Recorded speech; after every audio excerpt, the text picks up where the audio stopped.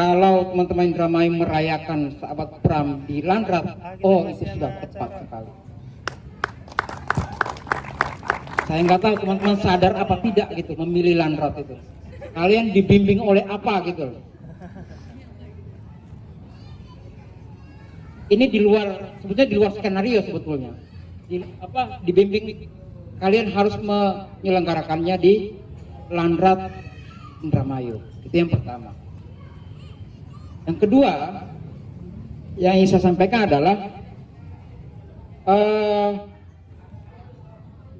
Pramudia yang saya kemudian, kita semua tahu bahwa dia adalah sastrawan, tetapi ada satu fase terakhir hidupnya ketika masih sebelum 65 itu adalah dia pernah menjadi dosen sejarah. Pramudia tidak pernah lulus sekolah mengajar. Dia hanya lulusan taman siswa sekelas SMP di Kemayoran, Jakarta. Batasnya dia di situ. Tetapi kemudian tahun 64 dia ditunjuk oleh sebuah kampus swasta milik orang Tionghoa, didirikan oleh kelompok namanya Baperki atau Badan Permusyawaratan Kewarganegaraan Indonesia. Baperki itu diketuai oleh Xiao Giokchan. Kalau teman-teman tidak kenal, nama kampusnya adalah Respublika. Mungkin teman-teman asing dengan Respublika, tapi sejarah Mei itu akrab dengan kampus ini. Namanya Trisakti. Jadi Trisakti itu pernah punya dosen, namanya Pramudia Anantatur, yang 12, 13, 14, 15 terkait dengan Trisakti bulan Mei itu. Ya, karena yang kita sedang yang sedang kita kalendernya lagi kita lalui.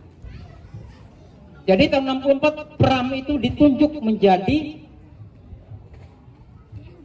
dosen sejarah. Dalam jadi dosen itu kemudian dia buat diktat. Namanya diktatnya itu Sejarah Indonesia Modern. Jadi yang buat sejarah Indonesia modern.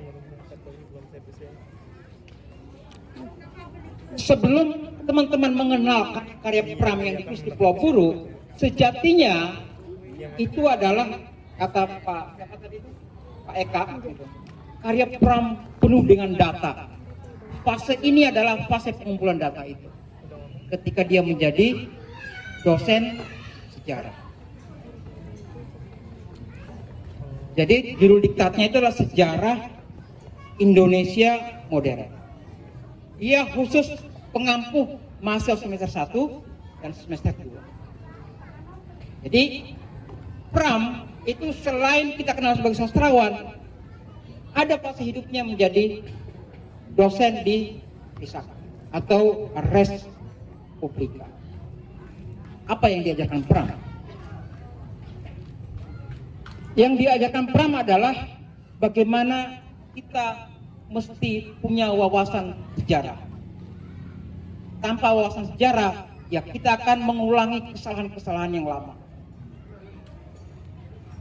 Topik yang coba kalau kita baca diktatnya yang sekitar 150 halaman itu, topik yang disasar oleh Pram untuk anak semester 1, semester 2, pertama, sejarah Tionghoa. Bukan karena Respublika didirikan dan sekolah anak-anak Tionghoa, tetapi Pram tahu bahwa masalah Tionghoa adalah masalah yang pelik di Republik. Ya. Jadi itu mata kuliah, mata studi yang coba ditanamkan oleh Pram sebagai guru sejarah adalah sejarah Tionghoa. Harus selesai Tionghoa itu baru kita beres jadi Republik. Bulan Mei 98, itu besar sekali ledakannya itu. Kenapa itu terjadi? Karena kita tidak pernah beres dengan wawasan sejarah. Itu satu. Pram ingin mahasiswanya paham tentang sejarah Tionghoa. Nanti bagian terakhir itu ada ujian lisan pada mahasiswa sejarah itu, ditulis dimuat di Lentera. Ada ujian lisannya anak semester 1. Nanti saya akan bacakan apa aja itu poin-poin ujian lisan yang diberikan oleh Pramudia kepada mahasiswa-mahasiswa. Yang kedua adalah sejarah percetakan. Jadi teman-teman sekalian, sejarah Indonesia, mengenal sejarah Indonesia juga harus mengenal teknologi cetak. Kan bahaya sekali kalau teman-teman tidak mengenal teknologi cetak. Ijazah Jokowi itu masuk dalam sejarah ini. Kalian tidak akan berdebat tentang apa saja kalau ngeh tentang sejarah teknologi cetak. Jadi ketika saya misalnya orang debat itu di lini masa, di trending Google itu tentang ijazah, ikuti kan? Yang ijazah palsu itu. Ada satu poin yang penting di sana itu adalah sejarah teknologi cetak. Nah, Pram sejak awal dia bilang bahwa penting mengetahui sejarah cetak itu. Untuk apa kata dia? Untuk satu, bisa mengenal peradaban. Kedua, supaya kalian mengikuti apa yang disebut dengan modern. Yang ketiga, jangan dibohongi. Jadi kita ngeh dengan teknologi bukan apa, tapi harus kita tahu.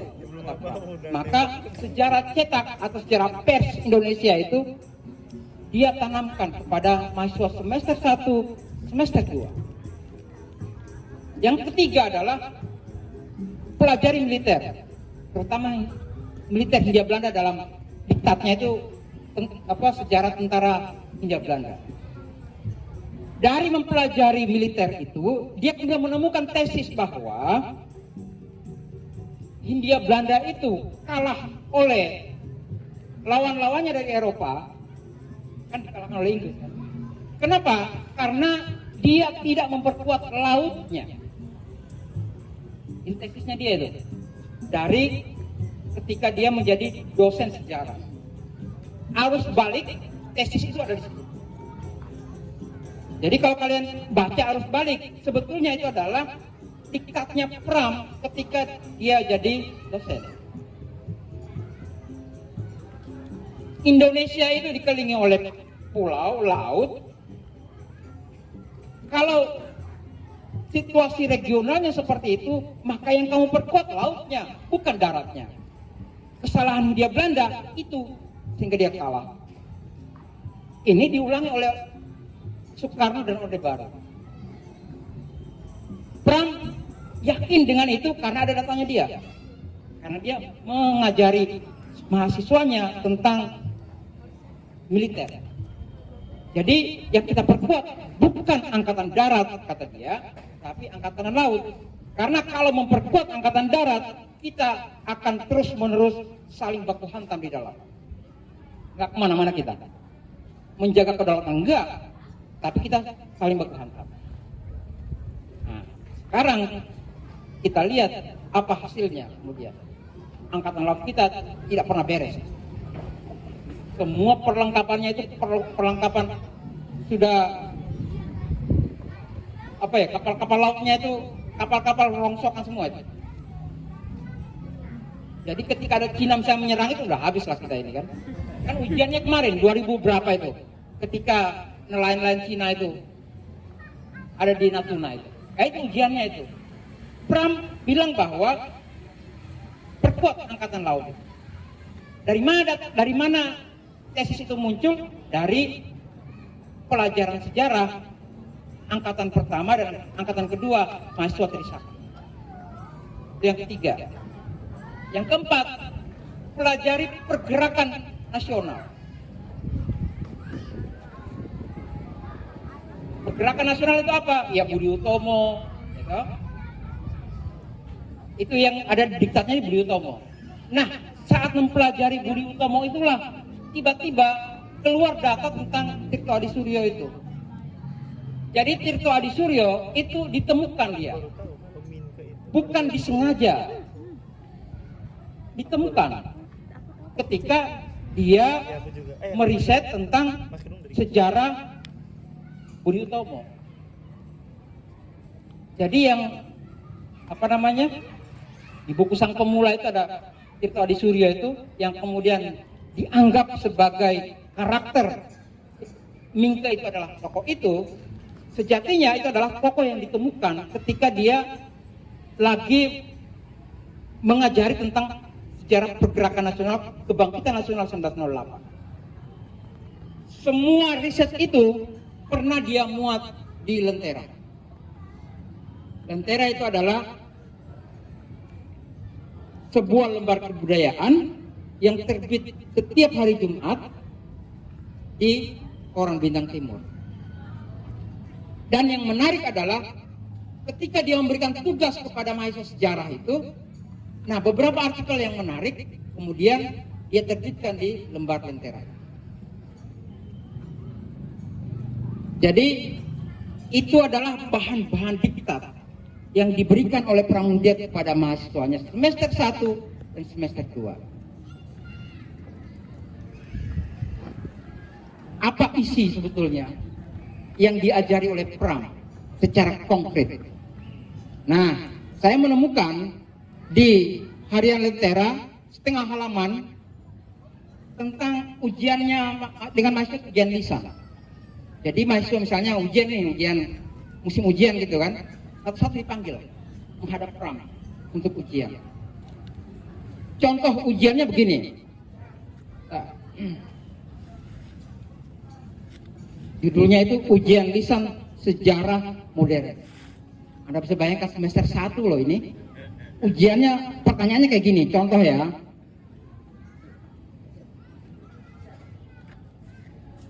Saya nggak bisa jawab sebetulnya ujian ini. Saya itu 0 menjawab ini. Tapi siapa tahu teman-teman bisa. Gitu. 1, 50 soal kalau nggak salah itu. 1. Ceritakan sedikit tentang penggunaan senjata api dalam perang perlawanan Aceh. Bayangkan itu, fungsi senjata api juga ya. Itu pertanyaan pertama. Dari 1873 sampai 1904. Jadi fungsi senjata api itu loh bagi pejuang Aceh itu. Kalau orang-orang Gam Aceh lincah sekali memakai senjata api dan tidak pernah ditaklukkan oleh militer Indonesia, ini loh pertanyaannya, senjata api loh. Apa pentingnya senjata api, coba ditanyakan tuh.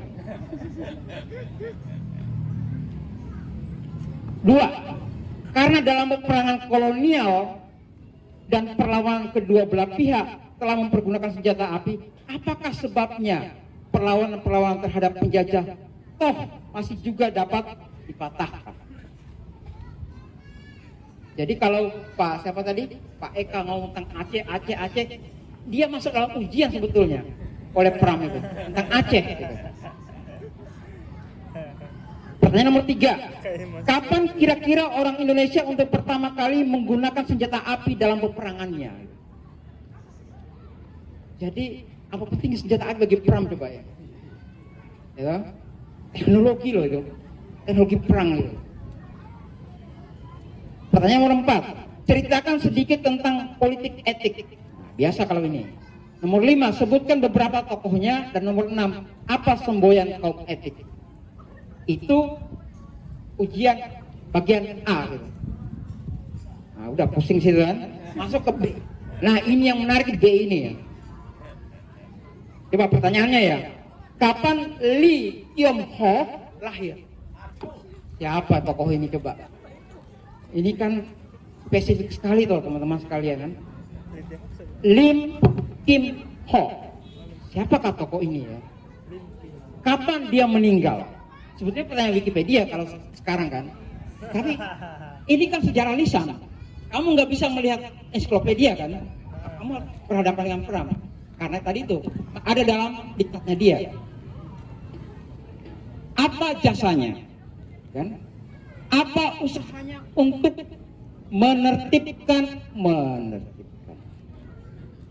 menerbitkan apa yang pada waktu itu disebut Melayu Betawi, berarti ahli bahasa. Mungkin Pram ingin melihat bahwa orang Tionghoa tidak hanya berdagang, ada ahli bahasanya. Apakah pengaruh usaha Lee Kim Ho ini? Apa sebabnya ejaan susunannya tidak diresmikan dan sebagai gantinya dipergunakan ejaan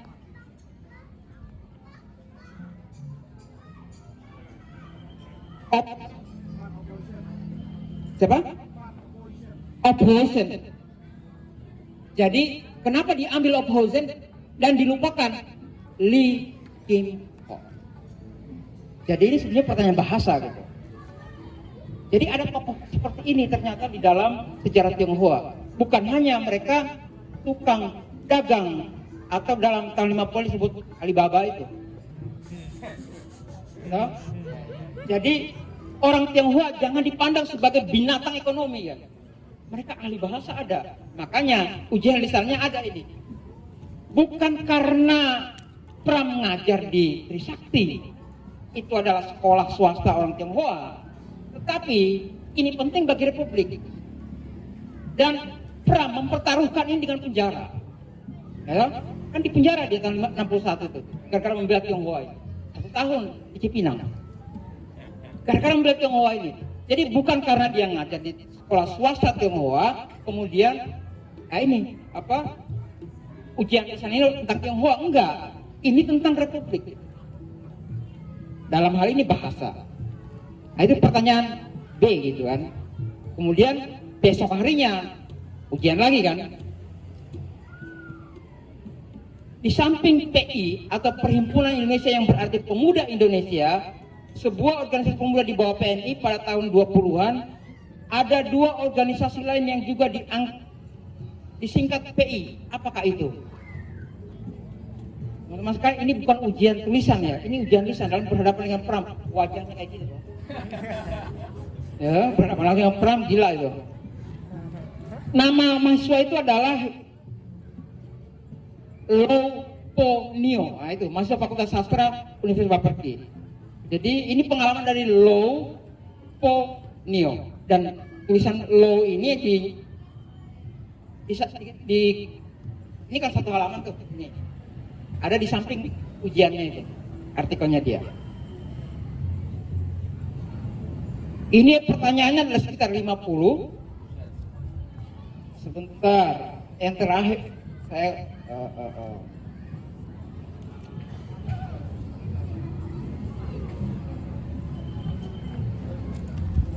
misalnya ada pertanyaan begini, ini ada hubungan sama Jawa Barat. Apa yang penting dalam pidato Otto Iskandar Dinata dalam Kongres Rakyat Indonesia? Teman-teman kenal Otista lah? Otto Iskandar Dinata, nah itu. Ini anak semester 1 ya. Siapa yang mengetuai kongres itu?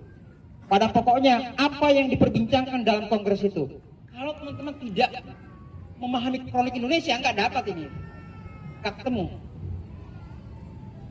Apa perbedaan antara konsep pendidikan Kartini dengan konsep pendidikan Budi Utomo? Siapa penganjur atau pendiri Dayak Bon? Dayak ini. Berat ini pertanyaan ini. Tahun berapa Dayak Bon didirikan? Pada tahun 1940, Nederland diserang oleh Jerman. Apa yang terjadi di Indonesia pada waktu itu? Itu pertanyaan berapa, nomor 3 itu. Ceritakan semua itu. Nah itu kayak gitu. Ini bukan pertanyaan semester akhir, ini semester pertama. Jadi ini pertanyaan dasar semua menurut Pram. Nah kayak gini dasarnya. Makanya kemudian ketika saya membuka majalah Taman Kanak-kanak Kali Pustaka, ada teka-teki silangnya apa itu? Majalah Taman, tahu kan majalah Taman Kanak-kanak berarti TK yang tadi itu. Oke, Taman Kanak-kanak tadi itu pertanyaan teka-teki silangnya itu adalah misalnya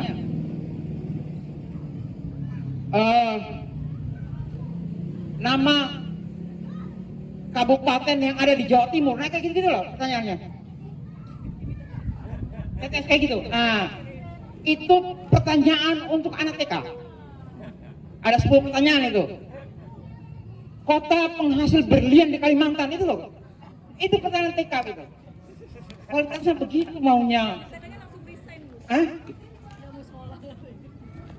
Wajar kemudian ketika Anda mengerti bahwa Semaun umur 20 tahun itu pemimpin PKI. 20 tahun loh. Pemimpin partai loh. TK-nya pertanyaannya kayak gitu. Nah kayak gini. Jadi menurut Pram, hal-hal seperti ini harus selesai semester 1. Bayangkan. Jadi semester terakhir kita tidak memperbincangkan yang kayak gini. Kita adalah bergerak gitu, dengan kesadaran wawasan sejarah istilahnya dia. Dengan apa yang disebutnya kesadaran sejarah. Kesadaran sejarah ada kalau hal-hal ini terlewatkan semuanya. Pertanyaan-pertanyaan yang apa tadi tuh? Siapa? Apa karya Chin Bon? Ceritakan karya Tan Van Liong. Ini karya apa tuh? Disuruh meresensi gitu. Nah seperti itu teman-teman sekalian. Begini cara Pram menyelesaikan soal kesadaran sejarah untuk anak-anak atau mahasiswa semester 1. Nah saya tanya sekarang teman-teman, mendapatkan nggak kayak gini-gini? Ini kata Pram harus selesai semester 1. Nggak boleh ke bawah sampai semester 5 gitu. Semester 6, semester 7. Karena semester itu adalah semester analisis semuanya. Dan pada akhirnya yang didapatkan dari ini semua adalah wawasan sejarah, kesadaran sejarah. Kesadaran sejarah itu include di dalam pikiran dan tindakan kita. Gitu.